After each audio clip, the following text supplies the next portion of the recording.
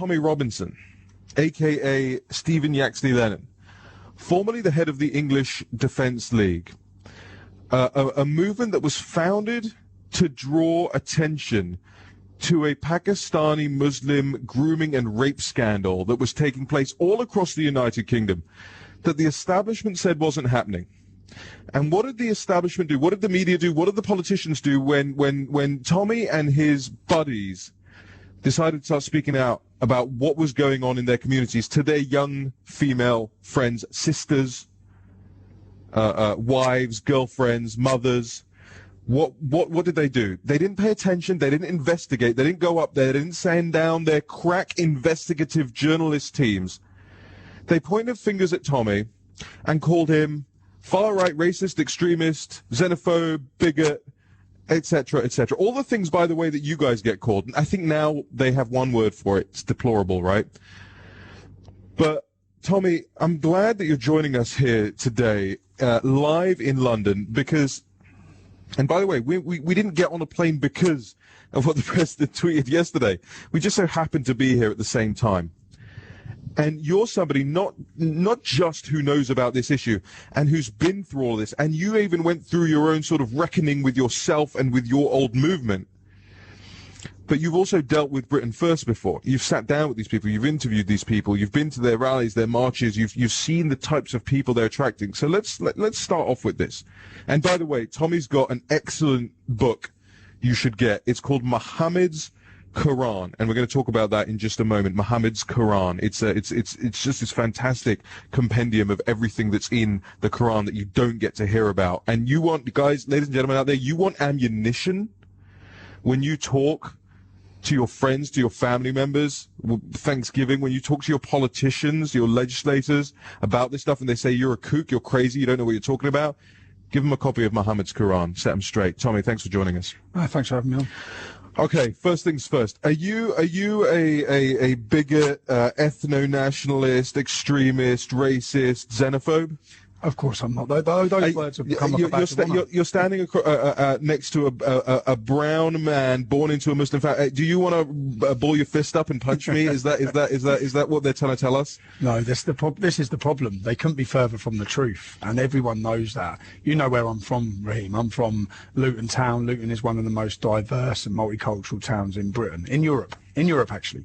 So I've grown through, I've watched the Islamic takeover of my town, but I'm also from a town full of immigrants. My mother was an immigrant to the UK, an Irish immigrant. Most of my friends are sons of immigrants, be it St. Lucian, Jamaican, Italian, Bulgarian. We're all sons of immigrants. Mm-hmm. I've watched and seen the problems. The problems don't come from different cultures coming into our country. They don't come from Sikhs coming into our country, Jews coming into our country. The one problem I've witnessed and watched through my hometown is the divisiveness and the segregation of the Islamic community. And then the problems that brings. And you, by the way, you also drill down into, it's not, there's not one Islamic community, right? You've got Ahmadiyyas who are routinely persecuted by Sunnis, by Deobandis, by Wahhabists. You've got people like my parents, Ismaili Muslims, incredibly, I mean, these are just capitalists, right? All they want to do is work hard, pay some bills, pay some taxes, in as much as anybody wants to pay taxes, and just and raise kids and have, and so you know that's, and you've pointed this out. By the way, I've watched, I think, every single interview you've done. Oh yeah. Right. So the biggest problem, and you point this out, but they cut it up, and they don't let you talk. They cut it up, and they continue, like they're saying out, anti-Muslim tweets, anti-Muslim. I don't talk about Muslims. I talk about Islam. Right. I talk about the ideology, the scripture, the book. I talk about the Prophet Muhammad. I talk about the false Prophet Muhammad. I talk about him, and I talk about, and when we look at different sects, yes, you're right, Salafists, Wahhabists, Deobandis. Deobandis are the fastest growing sect in the UK. You just, by the way, you just committed a hate crime live on air. Of course. The false Prophet Muhammad, by the way, ladies and gentlemen, can get you banged up here in the can get you locked up here in the United Kingdom for saying, I'm genuine. That's Islamophobia as far as the establishment's concerned. No, you're right. You're right. Speaking about this issue is Islamophobia. Yeah. That's it. Knowing too much about this issue means you're Islamophobic. Yeah. Jada Franson, the girl in question at the moment, she's facing a charge in Northern Ireland for speaking about this issue. I watched her speech. Have you watched her speech? No. No, I watched her speech. She's faced the arrest for. And do you know what it is? I faced 9 years of harassment, persecution and arrest for speaking about Islam. And I've seen exactly the same happen to Jada and Paul and that group. So I say, no matter what people agree with politics or groups or not, we're in Britain. We have free speech, we have freedom of assembly, and we should be free to do that. But I understand now the country I thought I lived in when I first started my activism is a very different country to that I now accept we live in. We live in a post-free speech era, completely post-free speech era. It's a facade that we have free speech. And anyone who steps outside the status quo, they will throw the full force of the media and the state, the establishment at them to destroy them. They've gone out of their way not to destroy me, but to destroy every member of my family for my political beliefs and for the opposition I give to the Islamisation of my country. Right, but okay, so look, the Soros guys are listening to this show right now. They do every morning, right? The Media Matters guys, and they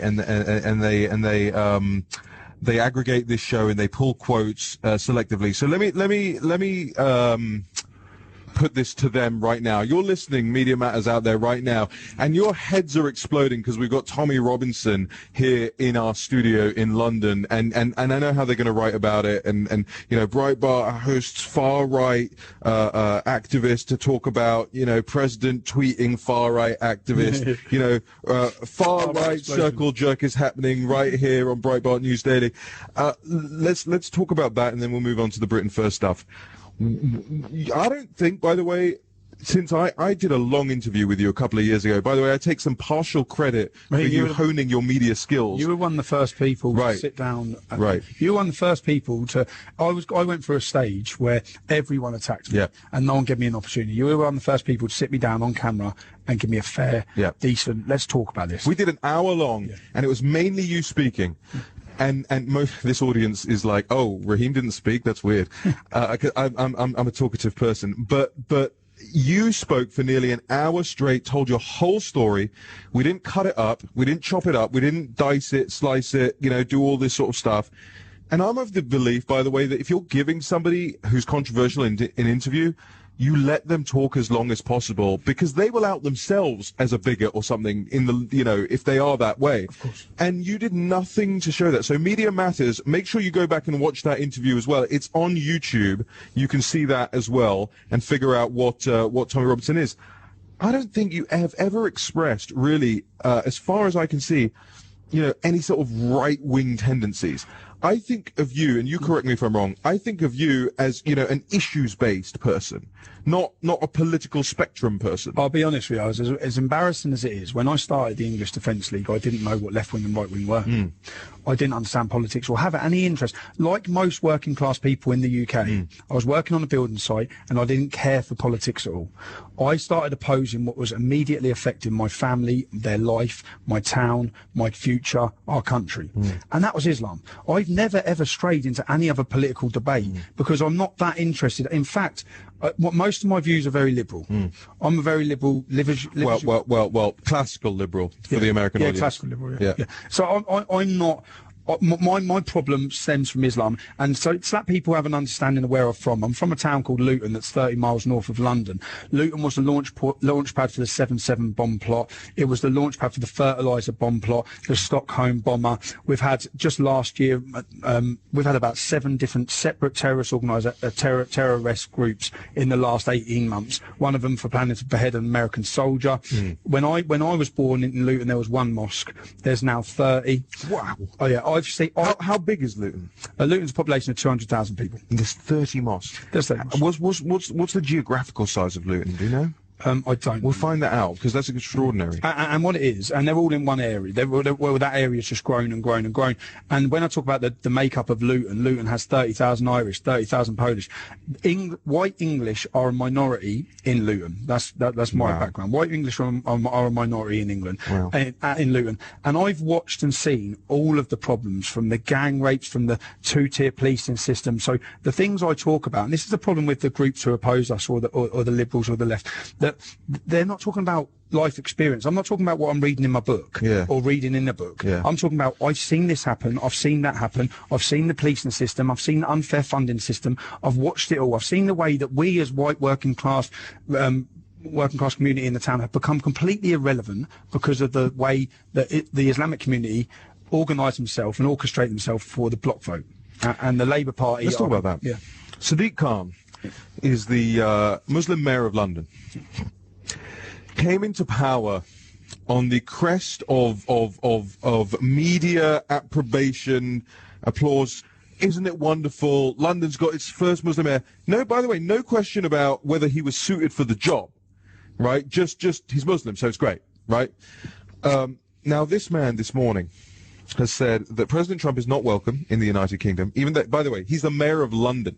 He can probably get away with saying at a push he's not welcome in London. He says he's not welcome in the United Kingdom. He says it's a betrayal of the US-UK relationship that he retweeted these videos yesterday.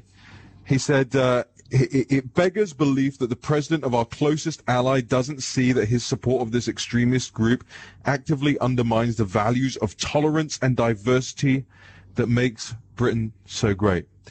If that isn't out of the George Soros handbook, I don't know what is, by the way. It's funny you say, because I actually been going through the politicians. For example, David Lammy, who's a black politician in London.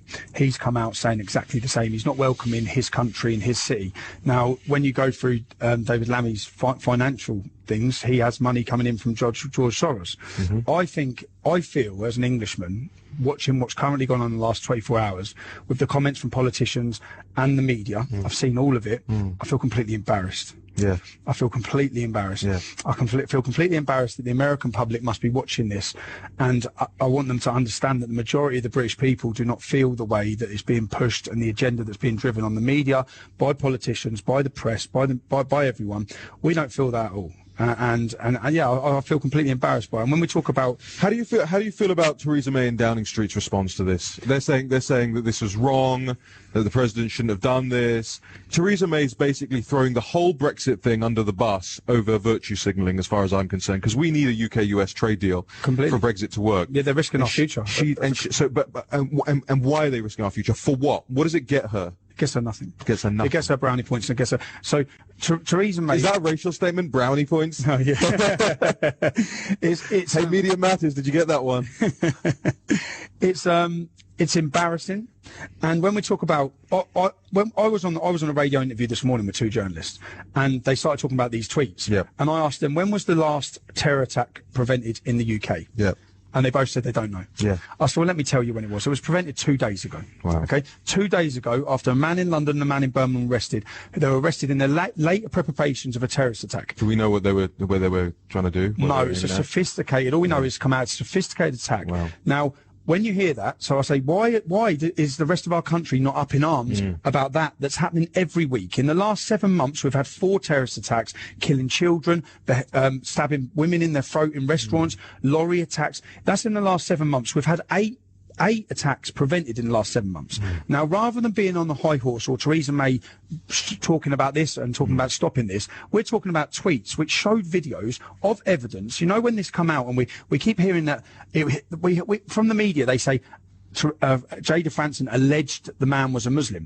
This is the man who's got the Virgin Mary's trophy. It took me 5 minutes to verify where that video's from. Wow. And then it took me another 5 minutes to translate everything the man's saying. Wow. Now, the man's saying that I'm doing this for Islam, for Allah, for the takeover, because they're idolaters, because it's Christianity. This was in Syria. So it took 5 minutes, but yet our media still say Jada Franson alleges he's a Muslim. No, he is a Muslim.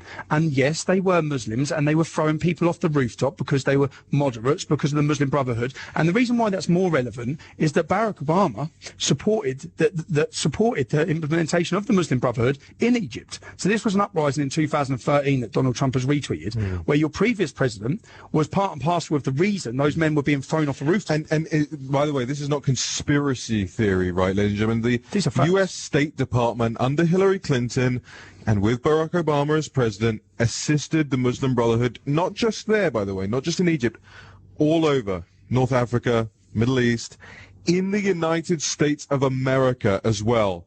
The Council on American Islamic Relations, Barack Obama literally went to Cairo and quoted from their press releases.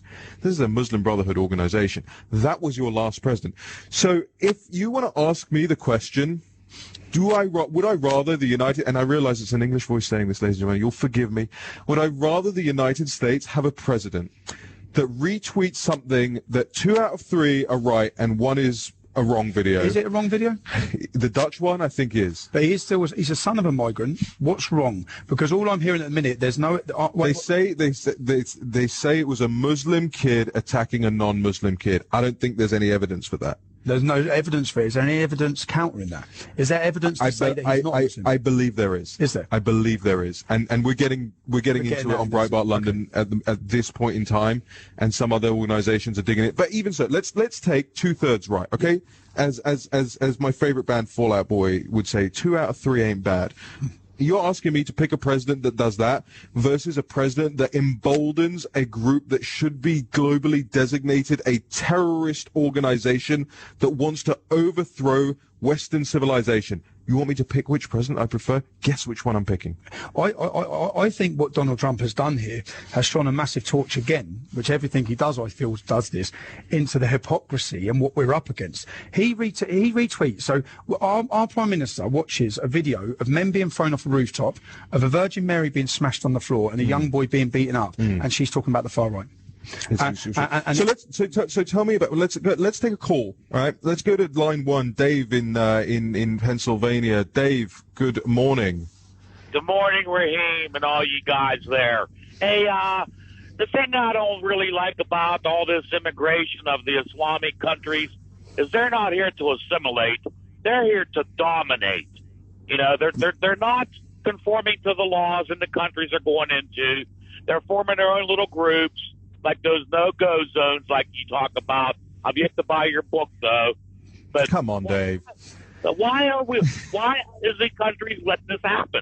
They ought to, if they're not conforming to the laws in the country, kick them out.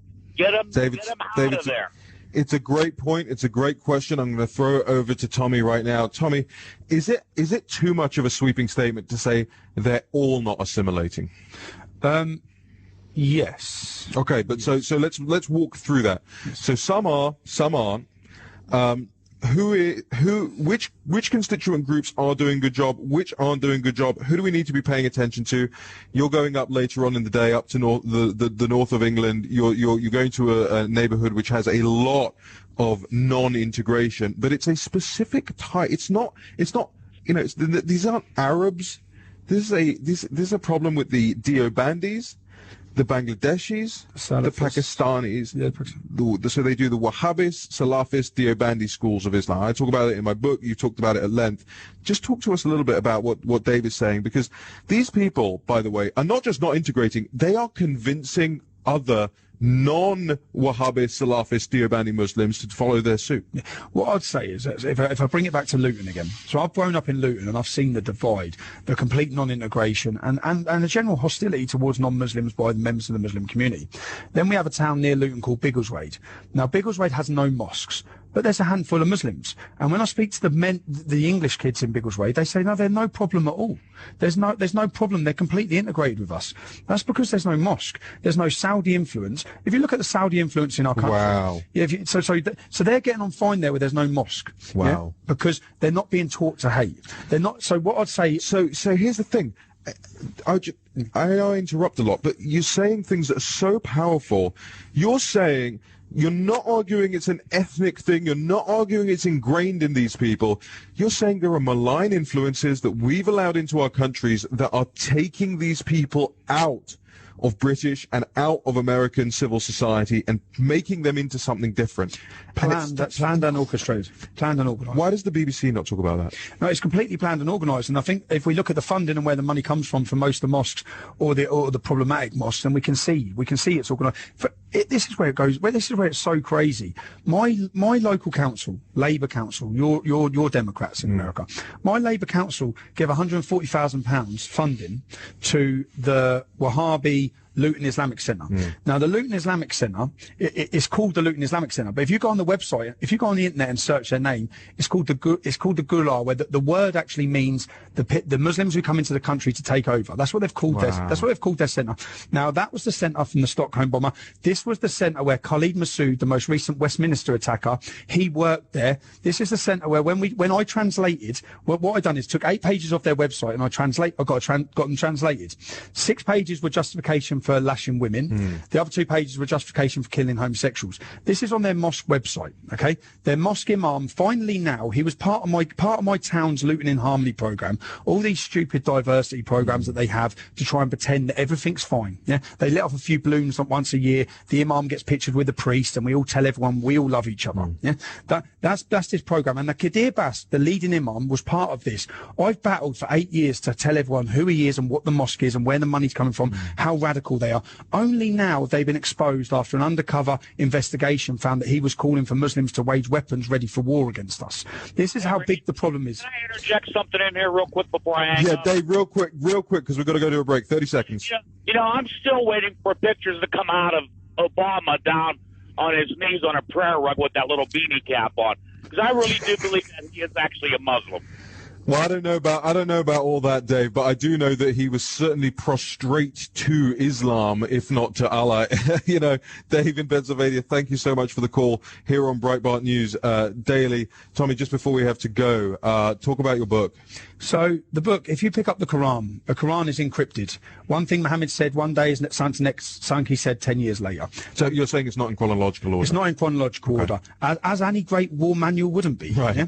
It's not in chronological order. It's an encrypted book, so it needs decoding. Now, what we realise is that in the early 1900s, the Quran that you would buy in the UK, for example, when Winston Churchill read the Quran or Sir William Gladstone read the Quran was in chronological order. They've all gone now. Yeah? Oh, wow. It was in chronological order. So they were reading a different Quran? They're reading a different Quran. Wow. Yeah, and this is all proven in the book. So previous American prime ministers, but Sir William Gladstone, presidents, right? Sir William Gladstone held the Quran above his head in Parliament, and he said there will never be peace on this earth so long as we have this book. Wow. This book is a violent curse book. Wow. Now, all of this is put in the book, but what we've done is, because of abrogation, anyone who understands Islam, whatever Muhammad said later in his life supersedes what he said earlier. Now, if the book's all muddled up, then we get this interpretation argument all the time. When you put it in chronological order, you then see that what we've done is we've worked through. So when you get to the peaceful verses, which are now at the back of the Quran, because in Muhammad's first 10 years of his life, he was very peaceful, and that's when the peaceful verses are from. Then he introduced piracy, war, rape, murder, jihad, and that's where all the extreme verses from. Now, when it's put into chronological order, when you get to the peaceful verses, we've literally put a little line through them, and it tells you which one abrogates them. So then it's the first book that you can look through, and you can then understand the context of Islam, because when we've done it back to front, the first page, and it's a full Quran along with the instruction, that when you get to the first page of the Quran, it's basically kill them. The last thing Muhammad said, Surah 9:5, kill the non-Muslims wherever you find them. Wow. Tommy Robinson, we've got to leave it there. I wish I could talk to you all day, and I'm sure the audience feel very similar about it as well. That's Muhammad's Quran, by the way, that you can pick up on Amazon. You can pick up on TommyRobinson.com. TommyRobinson.com. Or Muhammad's Quran. Yeah, Muhammad's-Quran. And we will be right back here on Breitbart News Daily, live from London in the United Kingdom after this short break. You didn't frankly have the balls to put country before party.